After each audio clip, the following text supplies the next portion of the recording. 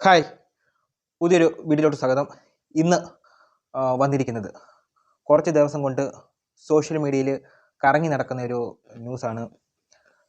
Atom ബോംബുകളുടെ രാജകുമാരൻ, the prince of atom bomb, major രവിയും ലാലേട്ടനും കൂടി ഒന്നിക്കുന്നു. അത് ഓപ്പറേഷൻ സിന്ദൂർ, പഹൽഗാം ഭീകരാക്രമണവുമായി ബന്ധപ്പെട്ട് നമ്മൾ നടത്തിയ ഒരു ഓപ്പറേഷനായിരുന്നു ഓപ്പറേഷൻ സിന്ദൂർ. അതും അതിനെ ബേസ് ചെയ്ത് ഒരു സിനിമ ലാലേട്ടനുമായിട്ട് വരുന്നുണ്ടെന്നൊക്കെ പറഞ്ഞുകൊണ്ടൊരു ന്യൂസ് കറങ്ങി നടക്കുന്നുണ്ടായിരുന്നു. ഇന്നത്തെ വീഡിയോ എന്ന് പറഞ്ഞാൽ ഇതിനെപ്പറ്റി എൻ്റെ ഒരു അഭിപ്രായമാണ് ഞാൻ ഈ വീഡിയോയിലോട്ട് ഷെയർ ചെയ്യുന്നത്. അപ്പോൾ ഈ വീഡിയോ ഒന്ന് അവസാനം വരെ ഒന്ന് കാണണം. എങ്ങനെ ഉണ്ടെന്ന് നിങ്ങളുടെ അഭിപ്രായം എന്താണെന്ന് വെച്ചാൽ ഒന്ന് കമൻറ്റ് ചെയ്യണം. ഒന്ന് ഈ ചാനൽ ഒന്ന് സബ്സ്ക്രൈബ് ചെയ്യണം. അപ്പം വീഡിയോയിലോട്ട് പോവാം. ആദ്യം തന്നെ എൻ്റെ ഒരു അഭിപ്രായം എന്ന് പറഞ്ഞാൽ, ഈ മേജർ രവിയുടെ ഈ ഒരു കാലഘട്ടത്തിലൊക്കെ ഈ ലാലേട്ടൻ ഡേറ്റ് കൊടുക്കുക എന്ന് പറഞ്ഞാൽ, ലാലേട്ടൻ്റെ തലയ്ക്ക് ചന്ദ്രലേഖ സിനിമയ്ക്കകത്ത് പറയുന്നതിലോട്ട് നിങ്ങളുടെ തലയ്ക്ക് വട്ടാന്നറിയാം, അതിൻ്റെ കൂടെ കളിക്കാൻ നിങ്ങളുടെ തലയ്ക്ക് ഓളമാണോ എന്ന് പറയുന്നൊരു ചോദ്യം ചന്ദ്രലേഖയ്ക്കകത്ത് ലാലേട്ടൻ്റെ അടുത്ത് ചോദിക്കുന്നൊരു ചോദ്യമുണ്ട്. അത് തന്നെയാണ് ഞങ്ങൾക്ക് ലാലേട്ടൻ്റെ അടുത്ത് ചോദിക്കാനുള്ളത് ഈ ഒരു സമയത്ത്. കാരണം ഇപ്പം കുറേ വർഷങ്ങൾക്ക് ശേഷം ഇപ്പോഴാണ് ലാലേട്ടൻ്റെ ആ പഴയ ഒരു സ്റ്റാർഡം ലാലേട്ടൻ വീണ്ടും എടുത്ത് ഇങ്ങോട്ട് വന്നത്. അതിൻ്റെ ഇടയ്ക്കാണ് ഇതേപോലുള്ള ഡയറക്ടർമാർക്ക് ഡേറ്റ് കൊടുക്കുന്നത്.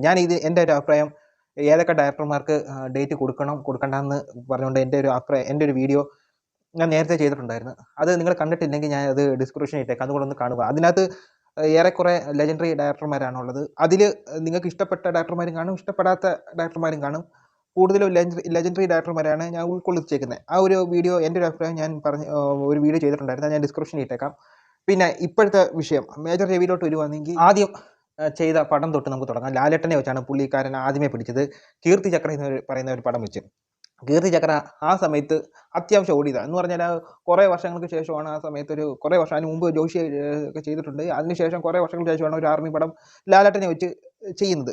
അപ്പം കീർത്തി ചക്ര എങ്ങനെയുണ്ടെന്ന് വെച്ചാൽ, എനിക്ക് ഒരു ആവറേജ് പടമായിട്ടാണ് കീർത്തി ചക്ര തോന്നിയത്. കാരണം ആ സമയത്തൊക്കെ നമുക്ക് മിക്സഡായിട്ട് നമ്മൾ സ്കൂളിൽ പഠിക്കുന്ന സമയത്താണുള്ളത്. അപ്പോൾ ആ സമയത്തുള്ള മൈൻഡ് സെറ്റിൽ എനിക്ക് ഇഷ്ടമല്ല. ഇപ്പോഴും അത് കണ്ടാലും എനിക്കൊരു ആവറേജ് പടമായിട്ടാണ് എനിക്കിപ്പോഴും തോന്നിയിട്ടുള്ളത്. അത് കഴിഞ്ഞ് പുള്ളിക്കാരൻ പിന്നെ ലാലേട്ടനെ വെച്ച് അടുത്ത ബോംബ് പൊട്ടിച്ചു, കുരുക്ഷേത്ര.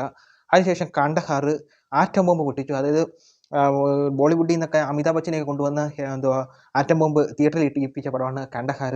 അത് കഴിഞ്ഞിട്ട് പിന്നെയും പിക്കറ്റ് 49 എന്ന് പറഞ്ഞൊരു പടം പൃഥ്വിരാജിനെ വെച്ച്. അത് എനിക്ക് ഇഷ്ടപ്പെട്ട ഒരു സിനിമയാണ് പിക്കറ്റ് 43 എന്ന് പറയുന്ന ഒരു പടം.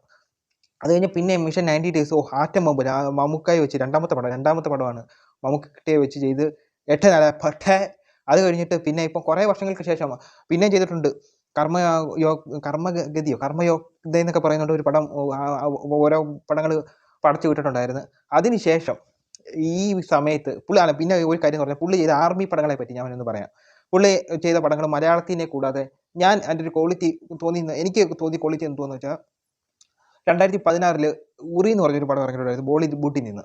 അത് ഞാൻ തിയേറ്ററിൽ വാച്ച് ചെയ്ത് കണ്ണ് തള്ളിയ പടം. കാരണം എന്ന് പറഞ്ഞാൽ അവരത് എടുത്ത് വെച്ചേക്കുന്ന എഫേർട്ട് കാണണം. മുമ്പിൽ നമുക്കൊരു ആർമിയുടെ ഒരു യുദ്ധം കാണുന്ന ഒരു ഫീലിംഗ് നമുക്ക് കിട്ടും. അപ്പോൾ എടുക്കുവാണെങ്കിൽ അതേപോലെ എടുക്കണം. അത് കണ്ടിട്ട് നമുക്ക് ഈ കീർത്തി ചക്രയും കുരുക്ഷേത്രയൊക്കെ കണ്ടു കഴിഞ്ഞാൽ, പിന്നെ ബിയോണ്ട് ലാലേട്ടൻ്റെ തിളങ്ങി നിന്ന സമയത്ത് ഫീൽഡ് ഔട്ട് ആക്കിയ പടമാണ് 1971 ബിയോണ്ട് ദി ബോർഡർ എന്ന് പറഞ്ഞൊരു പടം. അപ്പം എടുക്കുവാണെങ്കിൽ ഉറി ഒക്കെ ചെയ്ത പോലൊക്കെ എടുത്ത് കണ്ണ് തെളിയിക്കാൻ പറ്റുവാണെങ്കിൽ എടുത്താൽ മതി. അല്ലെങ്കിൽ വിട്ടേക്കുക. ഉറിയൊക്കെ കണ്ടിട്ട് കീർത്തി ചക്രയെ കാണുമ്പോൾ അയ്യേ എന്നൊക്കെ തോന്നിപ്പോവും.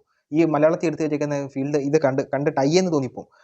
അപ്പോൾ അത് വേറെ ഒന്നും കൊണ്ടല്ല, അവർ ഉപയോഗിക്കുന്ന ഗണ്ണായാലും വെപ്പൺസ് ഒക്കെ എന്തോ ഒറിജിനാലിറ്റിയാണ്. നമ്മളിപ്പോൾ ഒരു തോക്ക് ഗണ്ണ് എടുത്തുകൊണ്ട് ഓടുന്ന സീനാണെങ്കിൽ ആ ഗണ്ണിൻ്റെ ഫയർ നമുക്ക് കയ്യിൽ, നമ്മുടെ എല്ലാ പിടിക്കുന്നവരുടെ കയ്യിൽ ഫീൽ ചെയ്യും. അതേപോലെ ഒറിജിനാലിറ്റി ഉള്ള ഗണ്ണൊക്കെയാണ് അവിടെ, ഒറിജിനാലിറ്റി പോലെ തോന്നിക്കുന്ന ഗണ്ണൊക്കെയാണ് അവർ യൂസ് ചെയ്യുന്നത്. അവിടെ കഴിഞ്ഞിട്ട് പിന്നെ നേരെ മലയാളത്തിലോട്ട് വരുമ്പോൾ നിങ്ങൾ കുരുക്ഷേത്രയെ കണ്ടു നോക്കിയാൽ മതി. നമ്മളെ തെർമോക്കോൾ ഉപയോഗിച്ചിരിക്കുന്ന ഗണ്ണൊക്കെ ഉപയോഗിച്ചുകൊണ്ട് ലാലേട്ടൻ എത്ര പേരെ വെടിവെച്ച് പട്ടാസ് ഇടുന്ന തോക്കുണ്ടല്ലോ, കിടക്കെ അതൊക്കെ വെച്ച് ലാലേട്ടൻ എത്ര പേരെ വെടിവെച്ച് ഇട്ടിട്ടുണ്ടെന്നൊക്കെ നമ്മൾ കണ്ടിട്ടുള്ളതാണ്.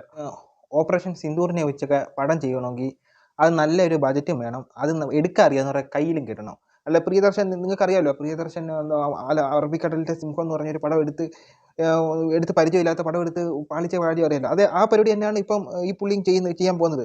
ലാലേട്ടൻ്റെ അടുത്ത് പറയുള്ളതെന്ന് പറഞ്ഞാൽ, ലാലേട്ടൻ ഇതേപോലുള്ള ഡയറക്ടർമാർക്ക് ഡേറ്റ് കൊടുക്കാതിരിക്കുക. അതായത് ഫ്രണ്ട്ഷിപ്പ് ആണ് ലാലേട്ടനെ ഈ ഒരു ലെവലിൽ എത്തിച്ചത്. ഇതിനെ മാറ്റി നിർത്തിയിട്ട് ഇയാളുടെയൊക്കെ അടുത്ത് വെളി കളയണം. ഒരു കഥ വീട്ടിൽ പോലും കയറ്റല്, അതാണ് ലാലേട്ടൻ ചെയ്യേണ്ടത്. പിന്നെയും ഫീൽഡ് ഔട്ടാക്കാൻ ചെന്ന് കയറി കൊടുക്കുന്നുണ്ട്. അത് തന്നെയാണ് ലാലേട്ടൻ ചെയ്യുന്ന ഏറ്റവും വലിയ തെറ്റെന്ന് പറയുന്നത്. നേരത്തെ പറഞ്ഞ പോലെ തന്നെ ഈ ഒരു സബ്ജക്റ്റ് എന്ന് പറഞ്ഞാൽ ഏതാ ഓപ്പറേഷൻ സിന്ദൂർ എന്ന് പറഞ്ഞ സബ്ജക്റ്റ് എന്ന് പറഞ്ഞാൽ പാൻ ഇന്ത്യ മുഴുവൻ ചർച്ച ചെയ്ത നമ്മൾ ചർച്ച ചെയ്ത ഒരു സബ്ജക്റ്റാണ്. അപ്പോൾ ആ ഒരു സബ്ജക്റ്റിനെ അത്രയും രീതിയിൽ എടുത്ത് ചെയ്യേണ്ട ഒരു സബ്ജക്റ്റാണ്. അത് ഇയാളെ കൊണ്ട് പറ്റത്തില്ല, ഈ ഒരു മേജർ രവിയെ കൊണ്ട് പറ്റത്തില്ല. അതുകൊണ്ട് ലാലേട്ടൻ ഇതിനകത്ത് നിന്ന് പിന്മാറണമെന്നാണ് എൻ്റെ ഒരു അഭിപ്രായം. എൻ്റെ ഒരു അഭിപ്രായം എന്ന് പറഞ്ഞാൽ വീട്ടിൽ പോലും പുള്ളി കയറ്റാതിരിക്കുക. അതാണ് ഇതിൻ്റെ സ്ക്രിപ്റ്റ് റെഡി ആയിക്കൊണ്ട് വന്നത്. അതാണ് എനിക്ക് പറയാനുള്ളത്. പിന്നെ വേറൊരു റൂമർ ഉള്ളതെന്ന് പറഞ്ഞാൽ ഇതിനകത്ത് ലാലേട്ടൻ മേജർ മഹാദേവനായിട്ട്, അതായത് Kirti Chakra, Kurukshetra, Kandahar, beyond the 1971, beyond the border എന്നിവയ്ക്കകത്തൊക്കെ എന്നീ പടത്തിൽ വന്നതിൻ്റെ കൂട്ട് ലാലേട്ടൻ മേജർ മഹാദേവനായിട്ടും വേഷം ഇടുന്നുണ്ടെന്ന് പറയുന്നത്. എനിക്ക് സംശയം അതല്ല. ആ സമയത്ത് ലാലേട്ടൻ്റെ ഒരു ഏജായിട്ടാണ് കാണിക്കുന്നത്. ഇപ്പം എന്തുമായാലും റിട്ടയർഡ് ആവേണ്ട പ്രായം കഴിഞ്ഞല്ലോ. ഒരു കാര്യം കൂടെ പറഞ്ഞുകൊണ്ട് വീഡിയോ അവസാനിപ്പിക്കാം.